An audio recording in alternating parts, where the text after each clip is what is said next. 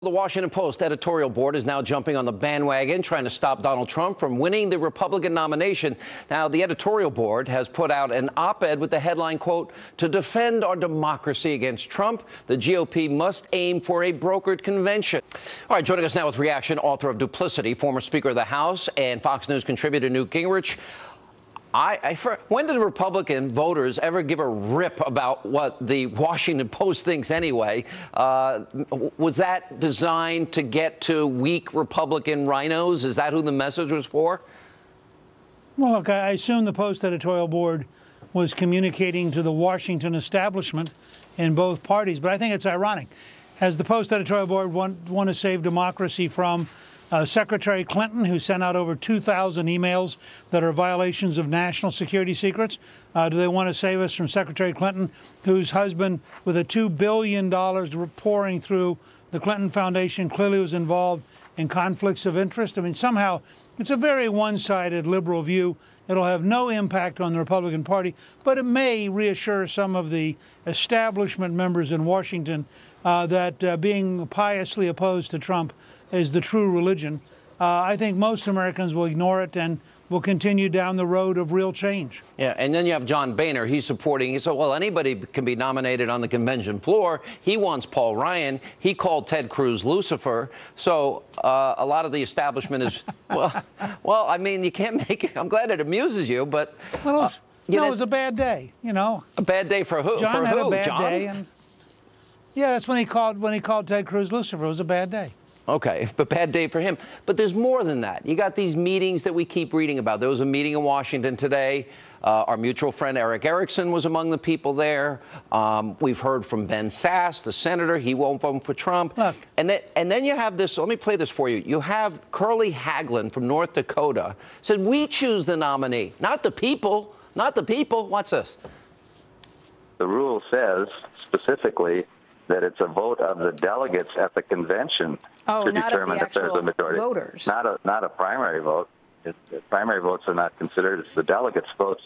The media has created the perception that the voters will decide the nomination, and that's the conflict here. Political parties choose their nominee, not the general public, contrary to popular belief. You know, how do you think the average person feels hearing that from an establishment type? Well, that takes you back before 1912. I mean, that attitude is hopeless and doesn't reflect anybody. But let me say for a second about the Eric Erickson kind of approach. Let's be honest. If you want to help elect Hillary Clinton, then help elect Hillary Clinton and a radical Supreme Court. But don't give us any pious baloney that you're going to be for some virtuous middle way. There's no virtuous middle way here.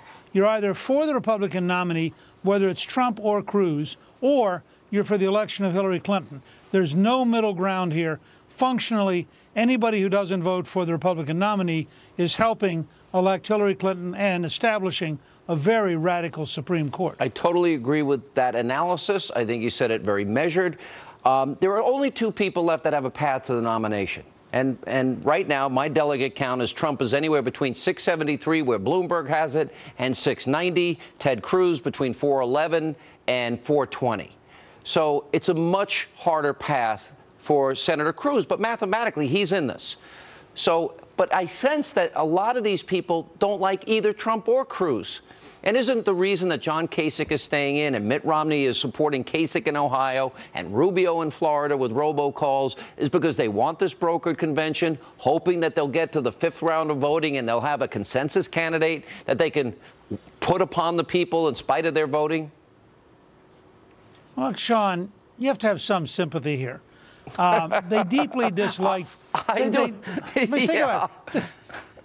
Go ahead. Go ahead. This is like a sitcom. They deeply dislike Cruz, and they are deeply afraid of Trump.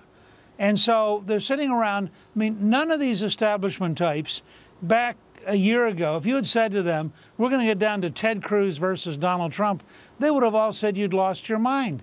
Now they're losing their minds because the objective reality is you're either going to get Senator Cruz, who's, I think, run a very intelligent campaign in a setting where he's up against a huge phenomenon, or you're going to get the phenomenon himself, Donald Trump. But there's not going to be a third name in contention.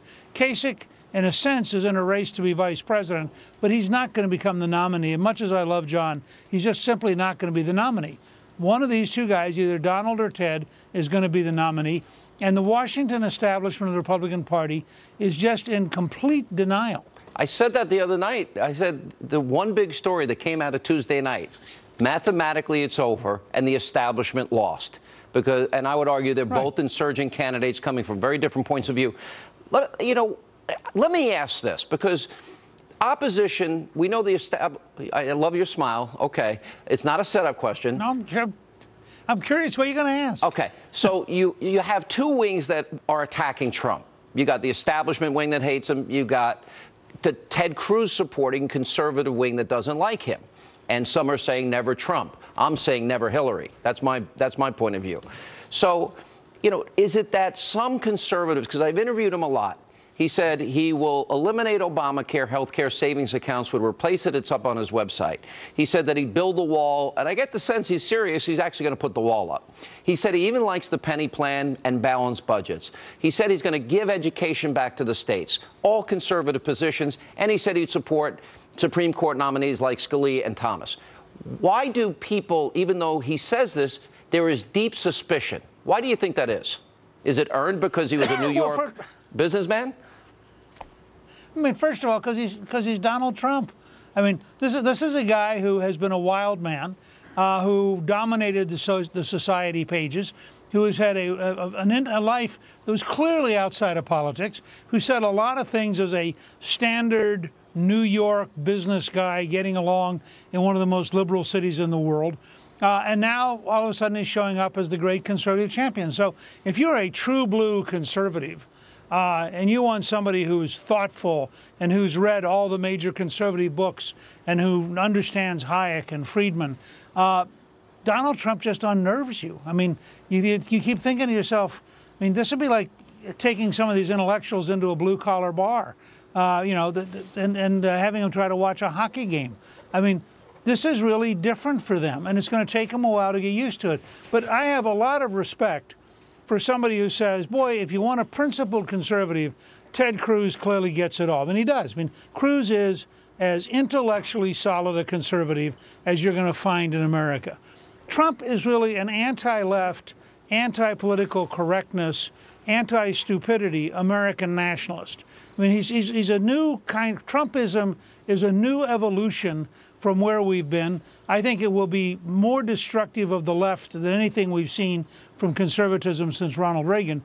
But I think it's a unique blend of things. The next logical question is, and to add to his list of what he tells me in interviews, and, after he says it 15 times, I would tend to believe that they're serious. He says he's pro-life, pro-Second Amendment. He has a right to carry, for example, in New York City, very hard to get. So some people may doubt him for the reasons you discussed. Do you believe him? Do you think he would govern in the way, in the outline, or what he's promising? Yeah, I think Donald Trump is a man who had achieved everything he dreamed of. He was nationally famous. He had the Miss Universe contest. He had a #1 TV show. He'd written New York Times bestsellers. He's worth billions of dollars, plus or minus. You can argue between 4 and 10. He has a terrific family, great kids, great grandkids, And he looks around and he says one day, what can I do now? Because I don't really need to make any more money. And he thought, the country's a total mess. I think there's an opportunity for leadership. I'm going to dive in and try to lead. Now, I think he's got a tremendous amount to learn because this is a very different business than just being rich. But I think he's been learning pretty rapidly. And I think he is essentially going to dismember the bureaucratic, unionized structure of power that is crippling America. I think that will be good, just as I think, by the way, Ted Cruz is an absolutely sincere opponent of the old order that has been crippling America. So I take Trump at his... So then the next question... by the way, Could that Reagan coalition that Cruz is trying to put together, could that be put back together, or has the country moved on? Has the country shifted? Has the demographics shifted? No, I think there's a variation on the Reagan coalition. Remember, Reagan did very, very well with Latinos. Reagan did very, very well with young people. I mean, Reagan, you know, but I think in your own time you've got to put together your own circumstance. My only point would be, any president ends up in situations they didn't dream of, doing things they didn't think they would do. Do I think that Donald Trump in some ways will be frustrating and disappointing? Sure. Do I think Ted Cruz in some ways would be frustrating and disappointing? Sure. Do I think either one of them would be dramatically better than Hillary Clinton? Absolutely, with no question at all. For America's future, the gap between where Hillary will take us in corruption, in union bossism, in big government destructiveness, and in radical values, and where either Cruz or Trump would take us is so big that no reasonable person can doubt that whatever you think about Trump's sincerity, he will be dramatically better than Hillary Clinton.